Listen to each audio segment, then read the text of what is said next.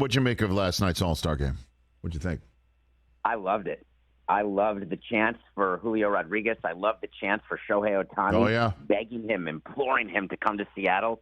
I loved the chance about selling the team for Oakland. I loved the excitement, the possibility of the walk-off by Julio at the end. It was great. What do you think Manfred thought of it, sitting there hearing those chants? What do you think? Does not make him happy. I've sat with him when there have been chants or boos. He doesn't enjoy that. But he's pretty good about trying to separate it, though maybe gotten a little bit worse as the years have passed. In the beginning, it would be absolutely sloughed off, and now I think it impacts him a little more. This Oakland situation has just been a disaster from a PR standpoint. Well, I mean, it's happening, right? I mean, the A's are gone. I can't imagine how, they wind up staying in Oakland long term based on anything that's happening right now, right? This thing's toast. David. No, I actually don't agree. I'm one of the few who have been saying from the beginning, this is what I did trying to get a new ballpark for Miami, is we went right to the edge of relocation. Okay. Right to the edge, like almost tipped our toes in the Vegas waters. It's what you may remember the San Francisco Giants did this. They were moved to Tampa. It was a done deal. And then all of a sudden they had a ballpark deal in San Francisco. The White Sox back in the day were going to move to Tampa also. Tampa was the stalking horse for all these different teams. I still think there's a chance. As a matter of fact, the mayor met with the commissioner in Seattle in an effort to show the commissioner how much public money they're willing to give to keep the A's. Right. And so, but the commissioner has basically come out and said it's a done deal, essentially. How does, I guess anybody could reverse course. Walk me through how you see the A's could stay in Oakland. A deal would have to fall apart in Vegas. The political atmosphere in Nevada basically blows it up. I mean, is that what happens? Or walk me through your thought process. No, they got the public money they wanted out of Nevada, and they got it in a way that it's not specifically for the Oakland A's, actually. It's for a Major League Baseball team. So Nevada and Las Vegas are perfectly primed and ready to be an expansion opportunity, and MLB wants to expand. That's the number one issue for the commissioner. And he came out and said no expansion until Oakland and Tampa are taken care of. But what he didn't say is there's other teams with stadium issues once Oakland and Tampa are done. You've got Milwaukee. You've got Arizona. It'll be a whole new cycle of new stadiums and threats.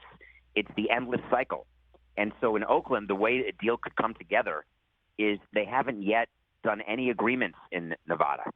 No construction agreements, no operating agreements, no non-relocation agreements. We had to negotiate for over a year with the county and the city in Miami for agreements that are inches thick, hundreds and hundreds of pages, and it's not done in Vegas. And there's a lot of progress on the Howard Terminal. So I think it just takes a conversation between John Fisher and Rob Manfred to get Oakland back on the front burner for Oakland. And they'd have to want to do that, though, right? Do you think they want to do that deep down, heart of hearts? They'd hit a reset button on it, David? No, I don't think that's right. What John Fisher wants. But at some point, the owners have the bigger say. So if John Fisher doesn't have the votes, he needs 23 votes to relocate to Vegas. And owners don't like rewarding other owners unless it's been earned. We never would have been allowed to relocate the Marlins. We had not been in the game long enough, and we knew that. So it was an empty threat when we were threatening relocation because we knew we didn't have the votes. I'm not so positive John Fisher has the votes right now to take away an expansion market. Well, David, I want to make sure that you're leaving this show in a few minutes better than what I just found you. So I say this in that spirit. Maybe the Marlins didn't move to Vegas is because you pronounced Nevada, which pisses people in Nevada off significantly. I know you went to Cardozo. You might have picked it up there back east. But I just want to make sure you understand. I don't want people to be pissed. Nothing personal, as they say on your pod, but it's Nevada, David. So I will go with Nevada from now on. You have to.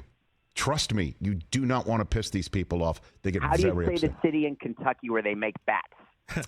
Louisville. Okay. That's what I say, Louisville. You have to. It's not Louisville. That pisses them off. Okay, it's Louisville. By the way, I would on SportsCenter whenever I talked about Denny Crum's team or whatever, I wrote it down on my script, LOU-Ville. That's how I did it, so you understand. Also, Stuart Scott wrote booyah, booyow, B-O-O-Y-O-W. Just want to let you know that too, David. Okay. There has to be a top 5 list of cities that are mispronounced. Yes. And I assume Louisville and the state of Nevada There you go. are on that list. David Samson, the coachable David Samson here on The Rich Eisen Show. Catch The Rich Eisen Show every single day on the Roku channel, 12 to 3 Eastern, for free.